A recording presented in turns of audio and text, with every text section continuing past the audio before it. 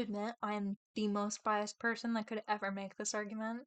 I love writing fan fiction, and I've literally gifted friends printed copies of their favorite fanfics as birthday gifts. But hear me out here. Fan fiction is a lot more valuable than most people give it credit for. It can be your first experience in creative writing, how you start your career as an author, or even the foundation of your closest friendships. But what makes it so valuable, other than these things?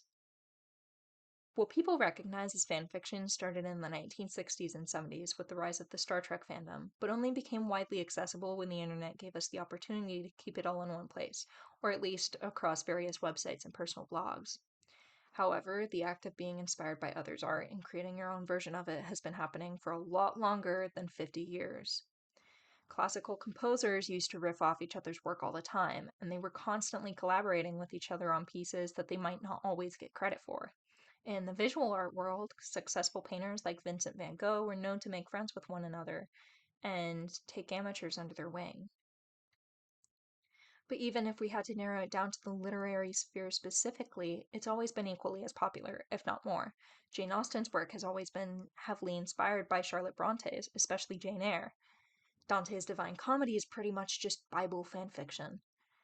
Or, as a more recent example, what's the difference between 10 Things I Hate About You being a rewrite of Shakespeare's Taming of the Shrew or a high school AU of it? Nowadays, fanfiction or similar practices can actually end up making you really successful. 50 Shades of Grey and After are very obvious examples of this.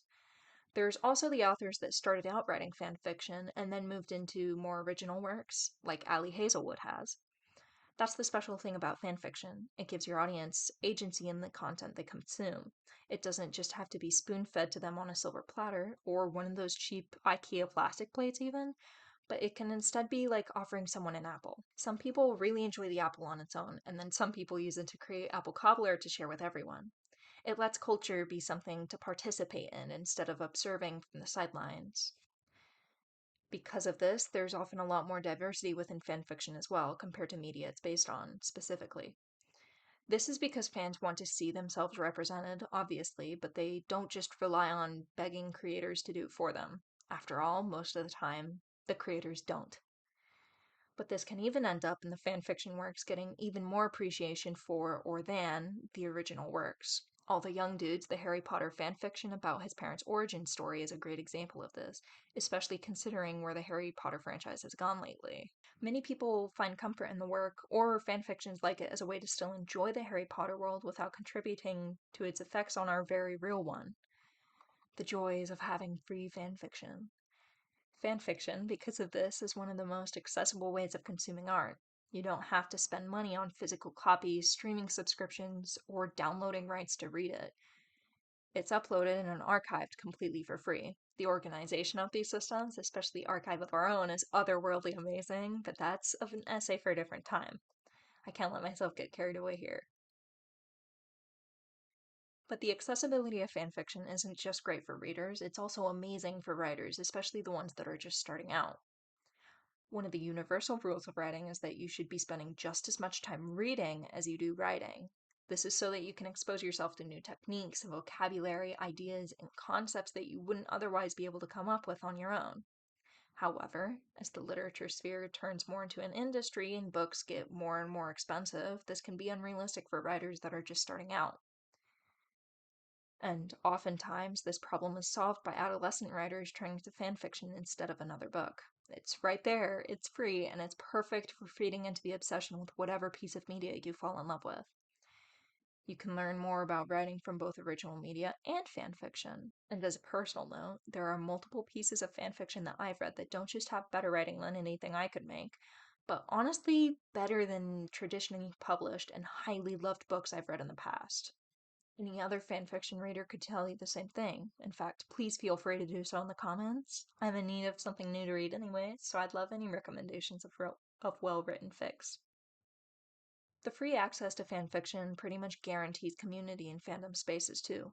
Authors and artists, and fans of media in general, can collaborate, build off of one another, and create communities and events revolving completely around fanfiction and fan art itself. Inktober is an example of this.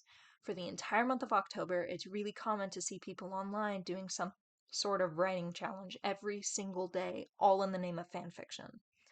Both in October and the rest of the year, all of this community encourages tons of creativity by letting writers imagine different scenarios, situations, and endings for characters in a world that they already love. It gives you good practice in basic writing techniques, keeping characterization consistent, and background research.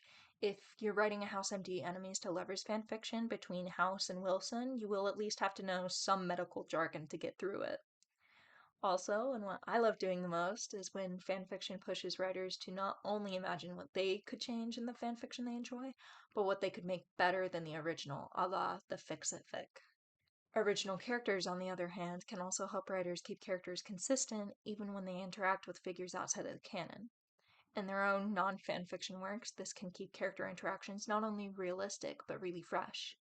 Writing good fanfiction usually entails a lot of studying of the original media and characters, especially how they interact. They have to pay attention to a lot of minor details that would otherwise go forgotten, especially when the creators of the original media don't go too heavy on characterization or detailed world building. One small gesture could turn into a whole personality trait within fanfiction. In original works, things like character quirks, behaviors, and speech patterns are usually just figured out along the way of writing a first draft, but in fanfiction you can get some really good practice at this specifically. So, if writing fanfiction and reading fanfiction gives us so many benefits, both on writing better and having more art to enjoy in general, why do we hate it so much? One of the leading reasons is the difference between high and low culture. Fanfiction is part of the lower culture, which means that it isn't considered esteemed enough to get the same amount of respect that original media typically does. People can use the low culture argument to ignore fanfiction as an art form entirely, too. Not me, though. You guys stay safe. Its existence outside of these traditional artistic spaces that have now become centered on profit, publishing, and audience appeal are another reason for it becoming cast off. The best fan fiction comes from being something the author personally wanted to read in their own specific way. This lack of outside influences also keeps fanfiction as one of the purest art forms still remaining. But, anyways, not all fanfiction is created equal, obviously. No disrespect to the 13-year-old girls, and not girls, writing K-pop idol romance on Wattpad. I was there once too. However, any art medium will have objectively bad pieces. This doesn't mean that they aren't valuable or that the entire medium should be disregarded, but instead that there's a lot of nuance and variation within the genre, which is actually pretty great. To be completely frank, though, the hatred of fanfiction can typically be narrowed down to two main causes: cringe culture and misogyny. Fanfiction communities have always had women as the overwhelming majority, especially neurodivergent women. The elitism that comes from other art spheres, this alone could be enough for people to write off, punny, the entire medium. After all, many of the widely beloved works of fanfiction that aren't made fun of are the ones that are written by men, like Dante's Inferno and Shakespeare. And Shakespeare's work, not just Shakespeare. But whether we like it or not, fanfiction is everywhere. It's clearly left a mark on culture and society, and it's a really valuable way for beginner writers to hone their craft, or even for writers of any level to just have fun. After all, the word amateur doesn't have to mean being bad at something. It comes from the Latin word for love, amare, and being an amateur can just as accurately describe doing something for the love of doing it, not for the principle of being the best or getting paid to do it. That's all from me, though, for now. Thanks so much for watching this far into the video, and if you'd like to see more deep dives into lesser appreciated stories, check out the rest of my videos. This channel is brand new, but I plan on uploading pretty regularly, so make sure to subscribe if you don't want to miss out on any of my other uploads.